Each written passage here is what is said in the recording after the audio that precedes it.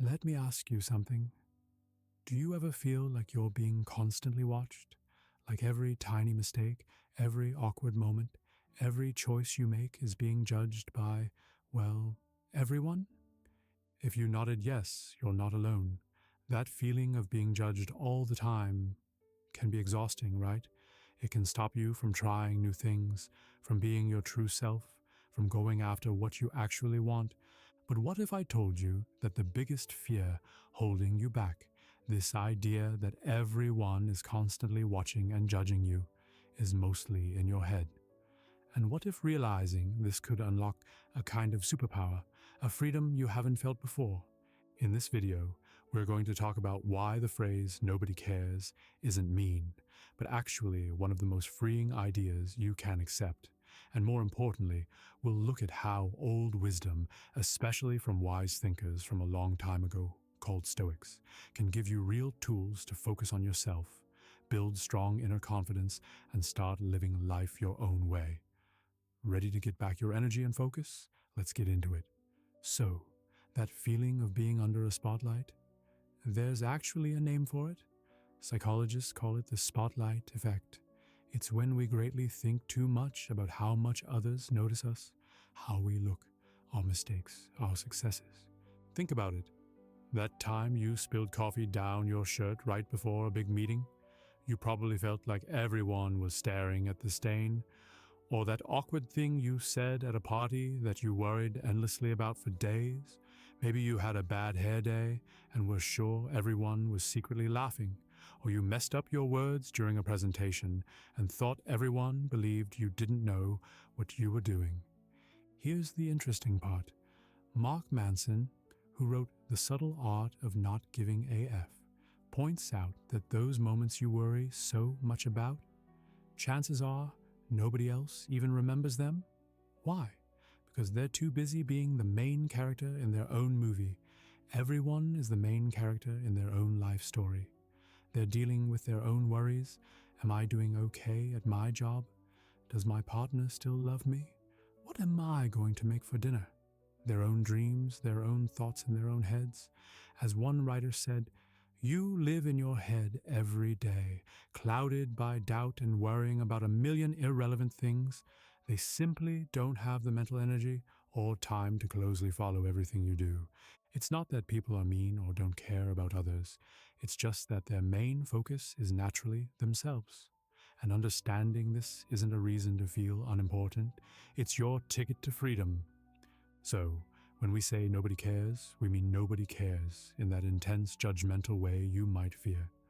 And that, my friends, is incredibly freeing. It means you can stop trying to impress everyone. You can stop overthinking every little thing. You can start being your real self. But how do you actually do that? How do you change from always needing approval from others to building that strong sense of self? This is where old philosophy, especially Stoicism, comes in as a very useful guide, almost like an operating system for life. Stoicism isn't about having no emotions or hiding your feelings. Not at all. It's a philosophy that started in ancient Greece by a thinker named Zeno of Citium, way back in the 3rd century BC. It teaches us how to grow inner peace, strength, and wisdom by focusing on what we can control and accepting what we can't. And guess what's usually outside our control?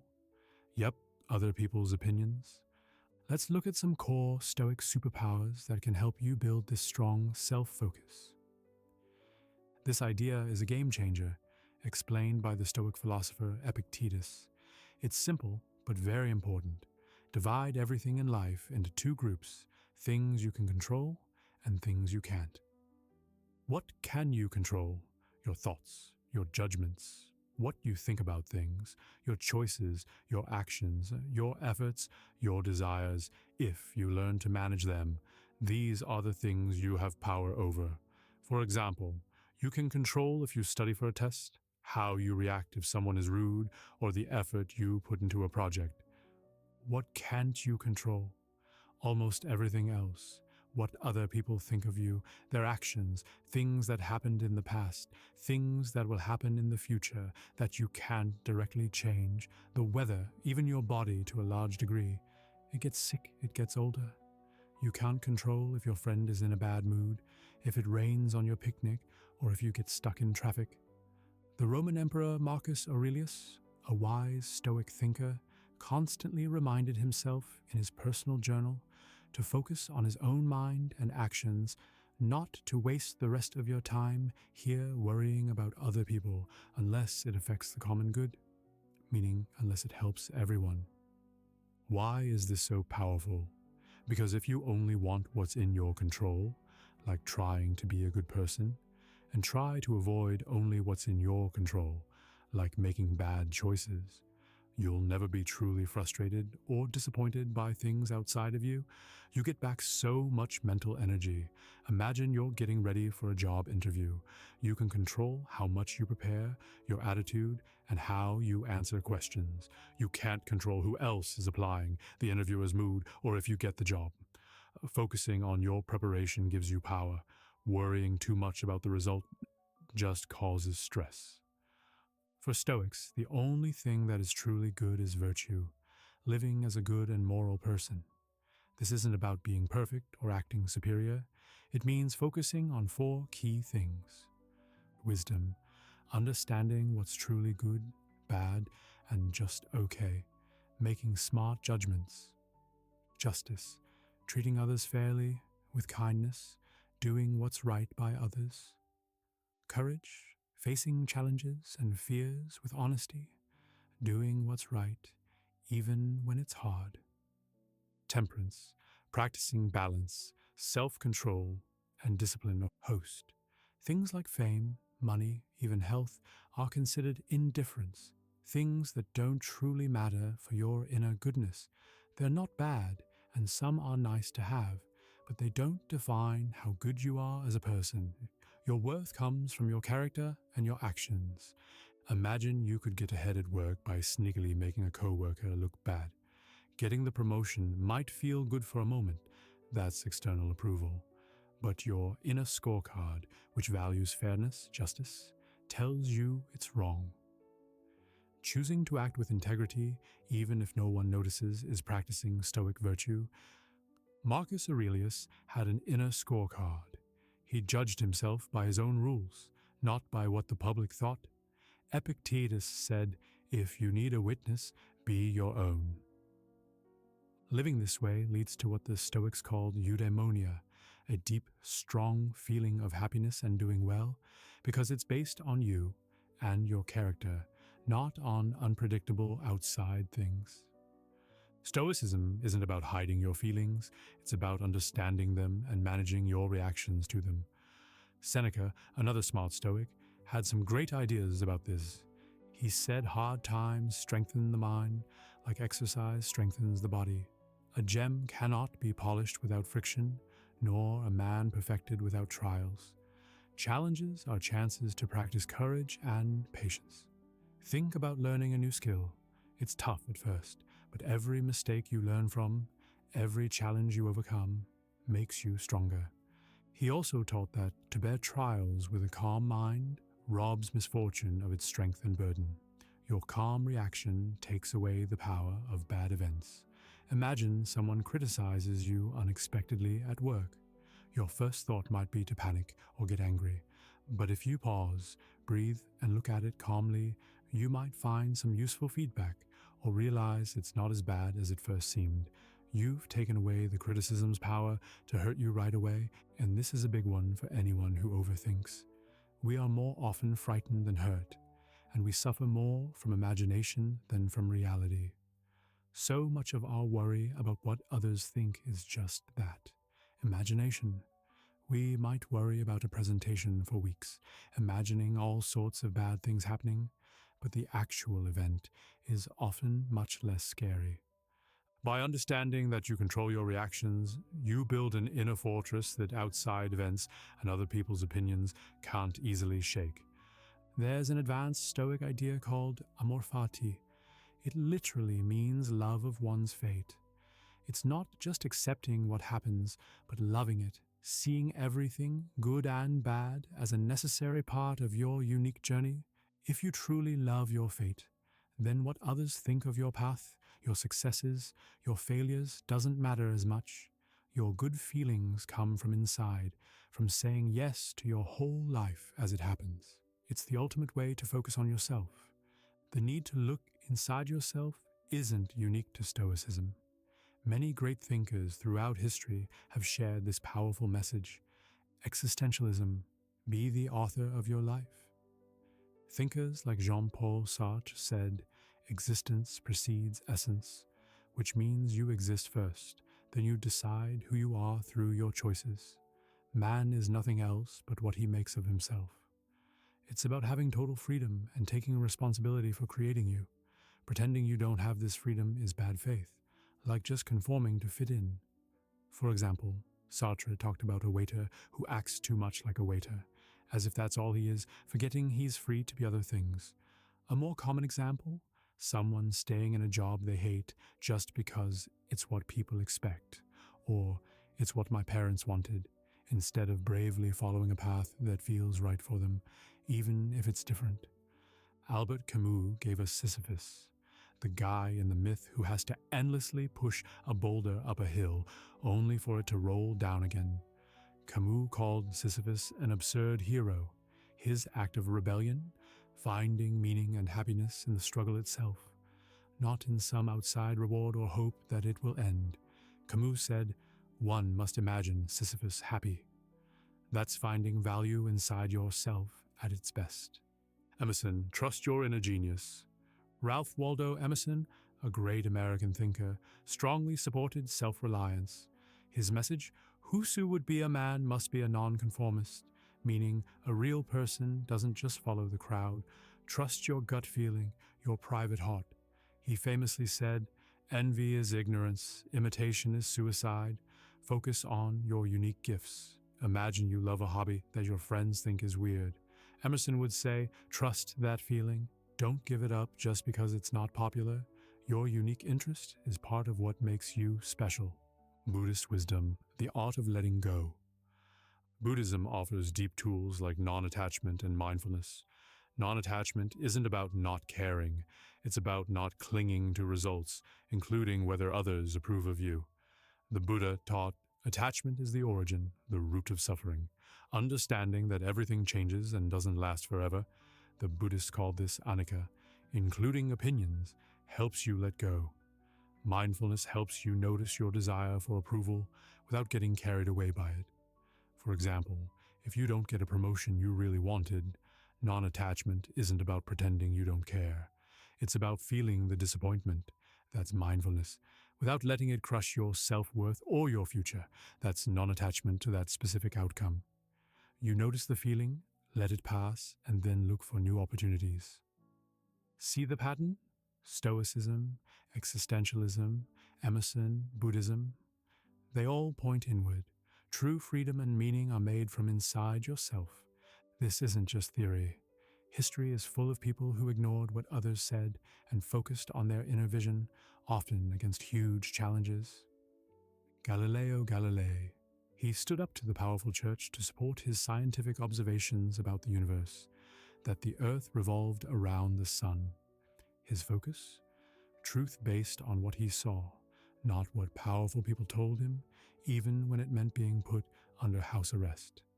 Diogenes the Cynic lived in a barrel, rejected all normal ways of living, and even told Alexander the Great, the most powerful man in the world, to get out of his sunlight.